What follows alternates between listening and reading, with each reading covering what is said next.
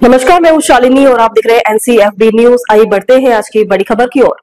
National Herald मामले पर कांग्रेस नेता सुप्रिया श्रीनेट ने ईडी की जांच पर काफी सवाल उठाए हैं। उन्होंने कहा है कि ये एक अजीब मामला है जिसमें मनी लॉन्ड्रिंग का आरोप है, लेकिन कोई वास्तविक पैसे का लेन देन, संपत्ति का हस्तांतरण या संपत्ति ही नहीं है। श्रीनेट ने कहा है कि कांग्रेस पार्टी ने एसोसिएटेड जर्नल्स लिमिटेड को पुनर्जीवित करने के लिए फंड दिया था, क्योंकि ये कोई आम संस्था नहीं थी। इसकी नींव स्वतंत्रता संग्राम के दौरान रखी गई थी और कांग्रेस का दायित्व है कि वो ऐसी ऐतिहासिक संस्था की रक्षा करे।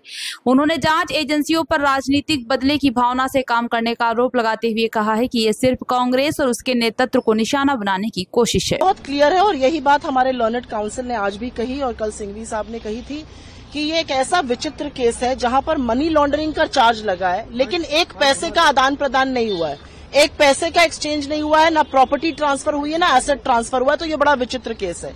और जैसा कि पवन जी आपसे कह रहे थे, दो चार चीजें आज कोर्ट के सामने बड़ी मुस्तैदी से रखी गई। उसमें से एक ये था, हाँ, कांग्रेस पार्टी ने दिया पैसा रिवाइवल के लिए, इसलिए दिया क्योंकि एजेएल कोई एरी गैरी संस्था नहीं है। एजेएल की स्थापना फ्रीडम मूवमेंट के दौरान पंडित नेहरू, आचार्य कृपलानी और रफी अहमद किदवई जी जैसे लोगों ने की थी, जिसका उद्देश्य था कि राष्ट्र भावना और राष्ट्रहित की बात करना। और हम एक ऐसे एसेट को बचाना चाहते थे। हम कोई महाजन नहीं है, हम कोई मनी लेंडर नहीं कि पैसा देकर हम अपना ट्रांसफर कराना चाह रहे हैं या प्रॉफिटेबल वेंचर नहीं है। और एक बात और भी बहुत क्लियरली आज कोर्ट में कही गई कि एजेएल का जो अपना मेमोरेंडम ऑफ एसोसिएशन है, जो ईडी ने नहीं रखा है अपने केस में, जो कि रखना चाहिए था, उसमें बिल्कुल क्लियर है उस मेमोरेंडम ऑफ एसोसिएशन में कि ये प्रॉफिट ओरिएंटेड कंपनी नहीं है।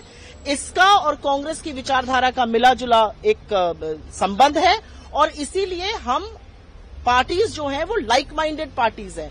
कांग्रेस से उसका संबंध है और हम ऐसा कर सकते थे। मेरे ख्याल से एजेएल का छपना, और ना सिर्फ छपना, एजेएल का अब पब्लिश होना और तमाम जो चीजें एजेएल के साथ हो रही हैं वो, और एक बहुत महत्वपूर्ण बात जिसका मैं बात अपनी अंत कहूंगी करके, एक जो कहा गया कि जो रेंट आ रहा है, जो प्रॉपर्टीज है, वो सब एजेएल की है। एक नए पैसे का रेंट ना यंग इंडिया को आ रहा है, ना किसी शेयर होल्डर को आ रहा है। तो प्रोसीड ऑफ क्राइम कहाँ है? कैसे मनी लॉन्ड्रिंग का केस है ये? इस पर बहस हुई आज। अपनी जांच में या जो कंप्लेंट फाइल करी है ईडी ने, क्या उसमें वो कहीं देखा पाइए कि जो प्रपोज एक्यूज है, जो रिस्पोंडेंट है, क्या उनमें से किसी के खाते में कोई पैसा ट्रांसफर हुआ? नहीं, बिल्कुल नहीं दिखा पाई है। ये सवाल जज साहब ने पूछा भी था हियरिंग के दौरान कि कहाँ गया पैसा, और उसमें ईडी खुद कह रही है कि ये पैसा करीब 142 करोड़ या जो भी रेंट से आ रहा है वो एक्चुअली एजेएल के पास जा रहा है। ये ईडी मान रही है। तो जब एजेएल के पास जा रहा है तो आप शेयर होल्डर को कैसे मनी लॉन्ड्रिंग का अक्यूज बोल सकते हैं? और यही इस केस की विचित्रता है।